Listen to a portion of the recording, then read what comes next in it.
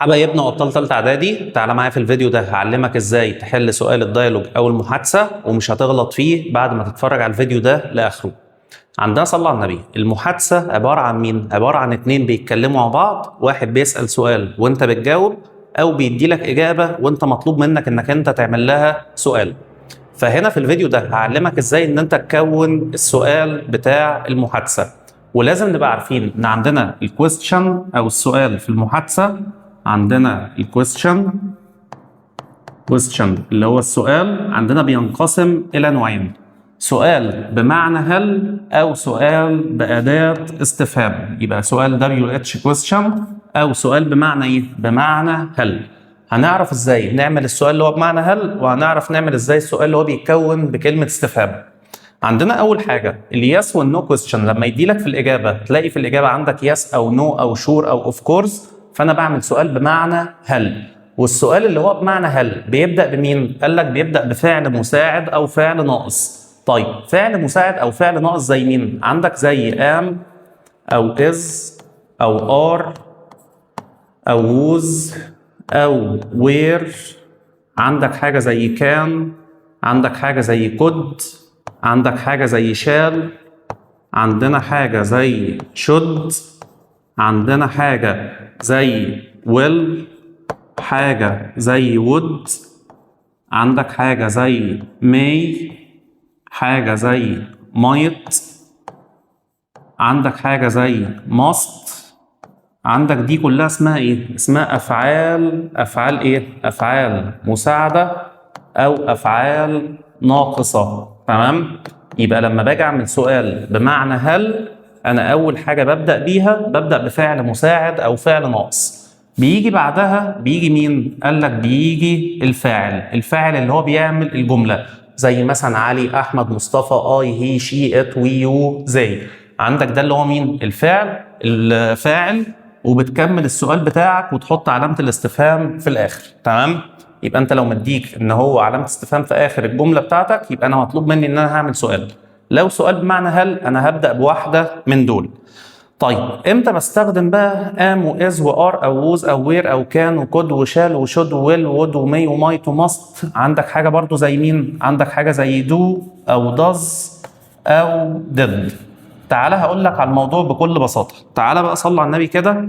لقيت مثلا هنا جه في جمله وقال لك يس هي از ماي فريند. يس هي از ماي فريند، وطلب منك انك هتعمل سؤال.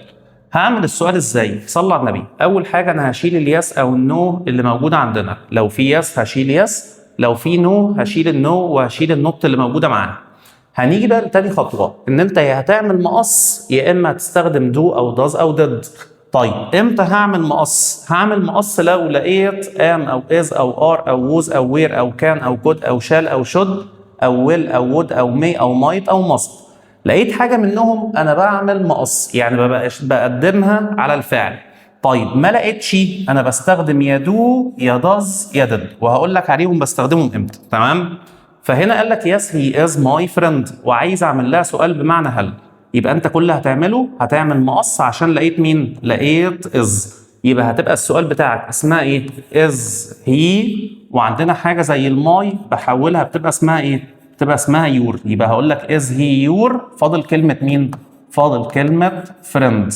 يبقى از هي يور فريند، هل هو صديقك؟ تمام؟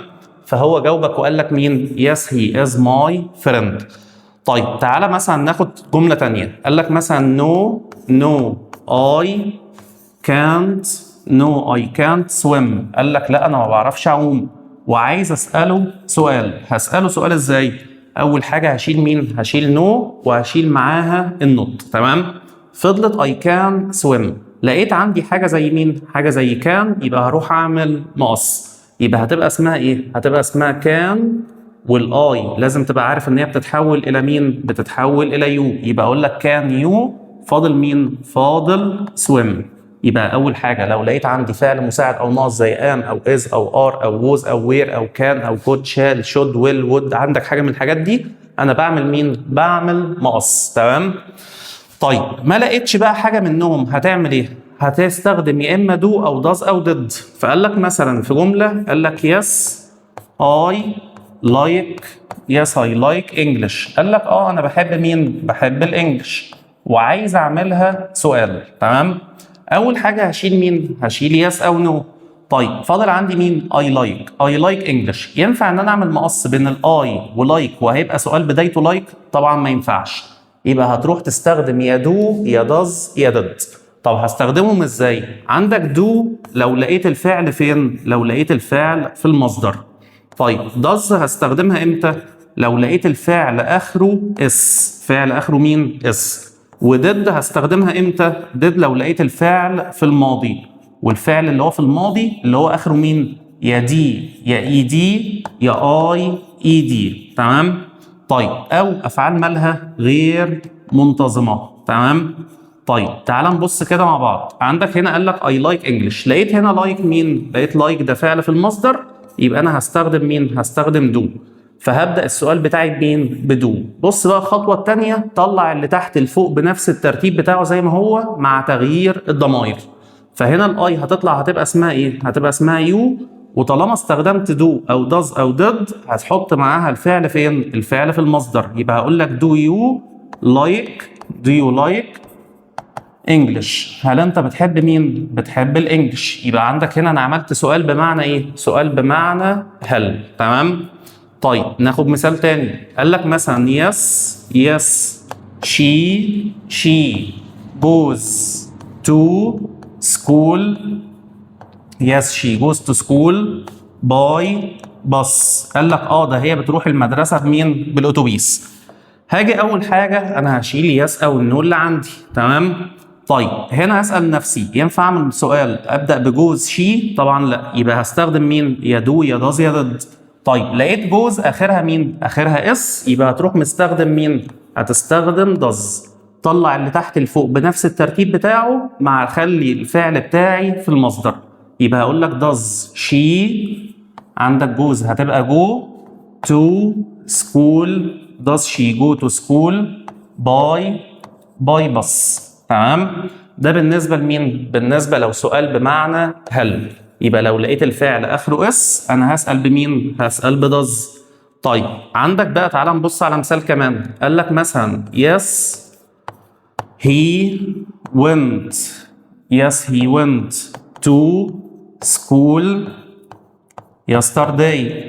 ده هو راح فين؟ راح المدرسة امبارح. تمام؟ وعايز اعمل لها سؤال. طيب هسأل ازاي؟ اول حاجة هتشيل يس او نو. ينفع ابدأ ان انا اعمل سؤال اقول لك went he؟ طبعا لا.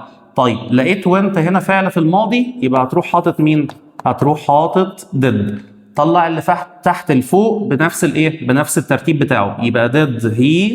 عندك went اصلها مين؟ اصلها جو. كمل اللي فاضل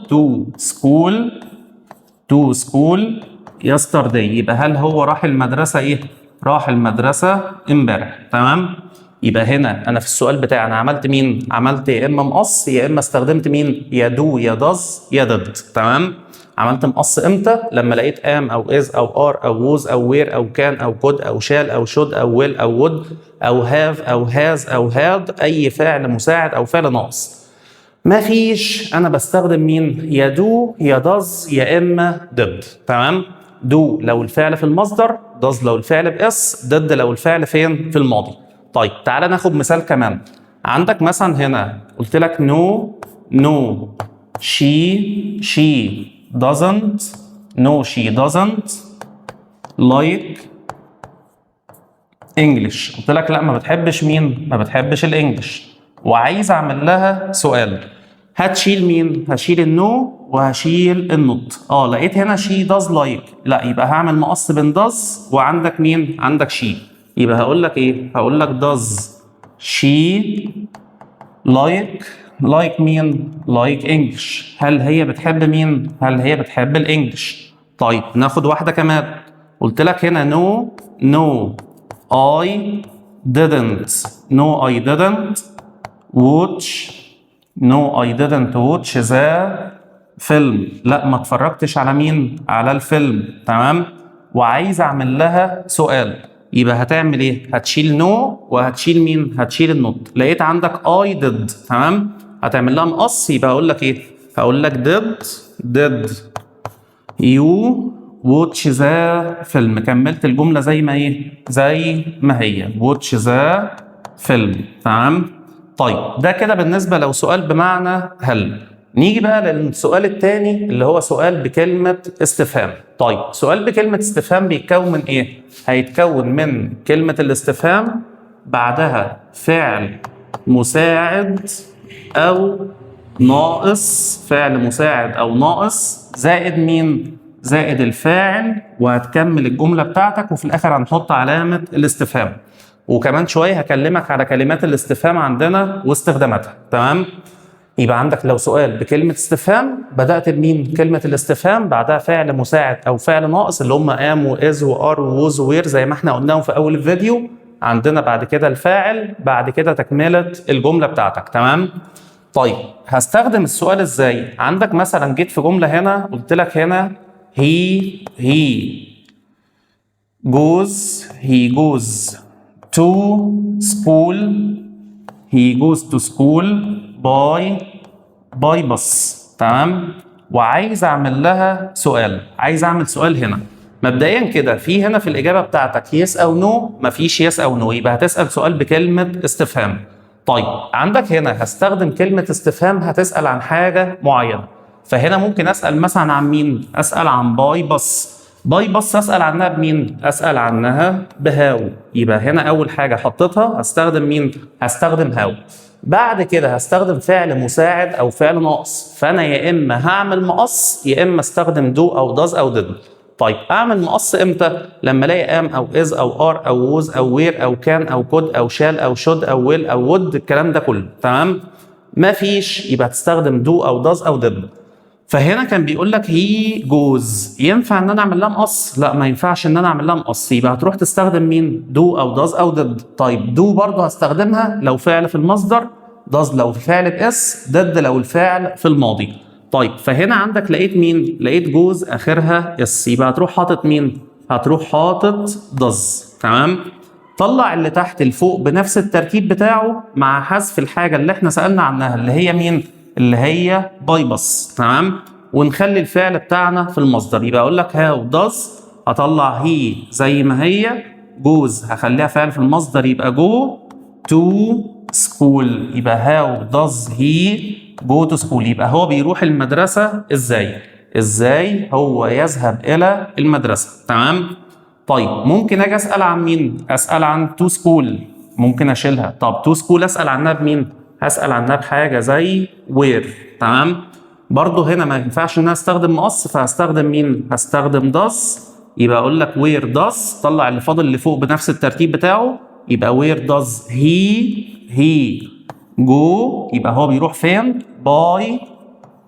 باي بس. تمام؟ يبقى اين هو يذهب؟ بالاتوبيس. يبقى ده لو كونت مين؟ سؤال بكلمه استفهام. طيب تعالى ناخد واحده كمان.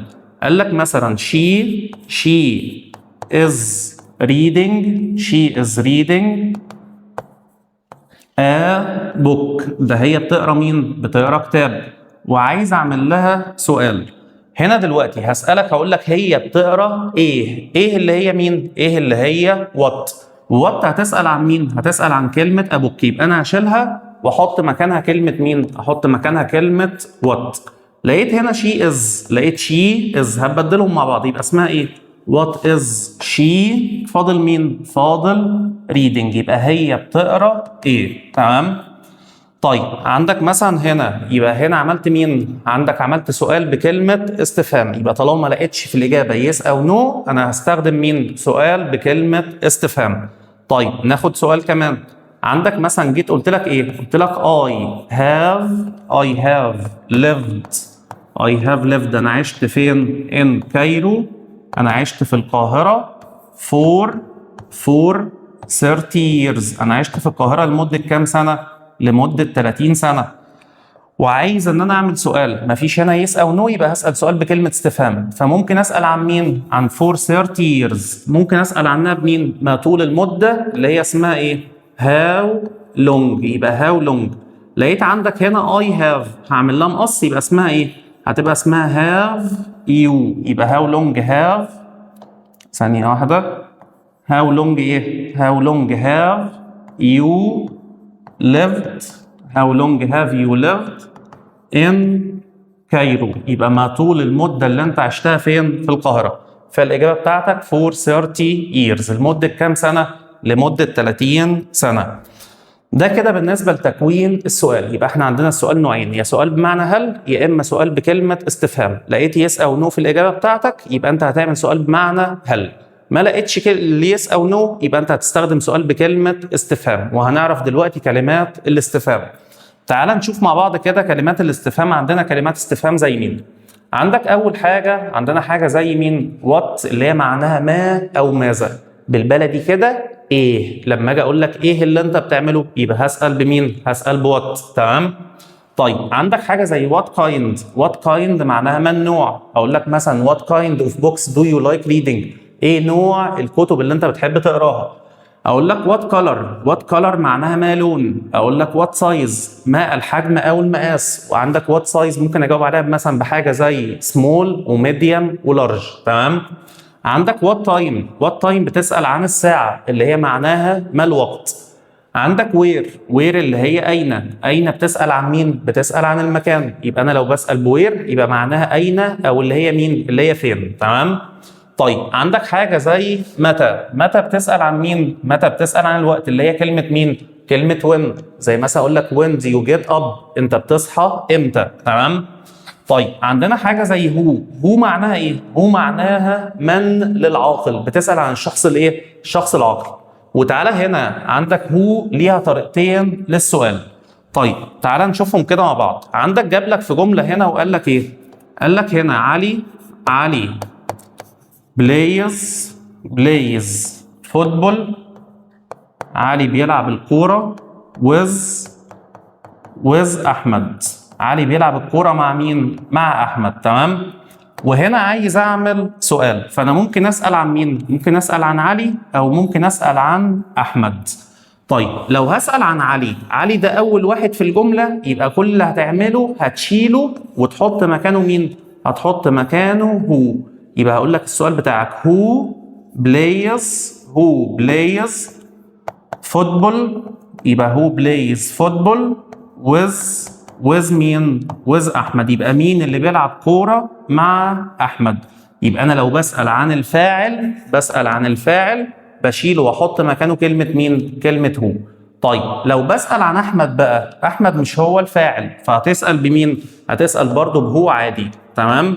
بس هنا بقى ثانية واحدة، أنا برضو هرجع يا إما هعمل مقص يا إما استخدم دو أو داز أو ديد. طيب هنا لقيت بلايز فعل اس يبقى هحط لها مين؟ هحط لها داز. يبقى هو داز علي بلاي فوتبول وز. يبقى هنا معناها ايه؟ معناها علي بيلعب الكوره مع مين؟ يبقى انت عندك كده هو ممكن استخدم طريقتين في السؤال. لو بسال عن الفاعل بشيله واحط مكانه هو واكمل الجمله زي ما هي، يا اما بسال عن المفعول او اي حد تاني في الجمله بتحط كلمه الاستفهام اللي هي هو، يا تعمل مقص يا اما استخدم دو او داز او ديد. تمام؟ طيب نيجي بعد كده عندك which معناها ايه؟ which معناها اي للاختيار. زي مثلا اقول لك which subject do you like most؟ انهي ماده انت بتحبها اكتر. تمام؟ طيب يبقى انت هتختار بين حاجه من اتنين. طيب عندنا حاجه زي why اللي هي معناها لماذا، ودي بجاوب عليها يا اما because او as، وهما الاثنين نفس المعنى معناها لان، يا اما بجاوب بعدها بتو. تمام؟ اللي هي معناها ايه؟ معناها لكي، او بالبلدي كده معناها عشان. زي مثلا اقول لك why do you go to school؟ انت بتروح المدرسه ليه؟ فتقول لي to learn. عشان اعمل ايه؟ عشان اتعلم. او مثلا اقول لك هنا why do you like English؟ انت ليه بتحب الانجليش؟ فتقول لي مثلا as it's my favorite subject. يبقى عندي why بجاوب عليها يا اما because او as، يا اما بجاوب عليها بمين؟ بجاوب عليها بتو. تمام؟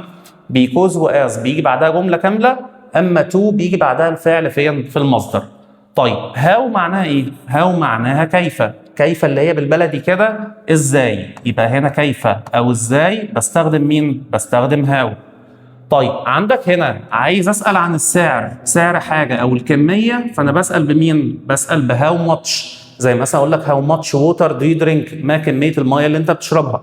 طيب بسالك عن سعر جاكيت شفته في محل، اقول لك how much is this jacket، كم سعر هذا الايه الجاكيت. تمام.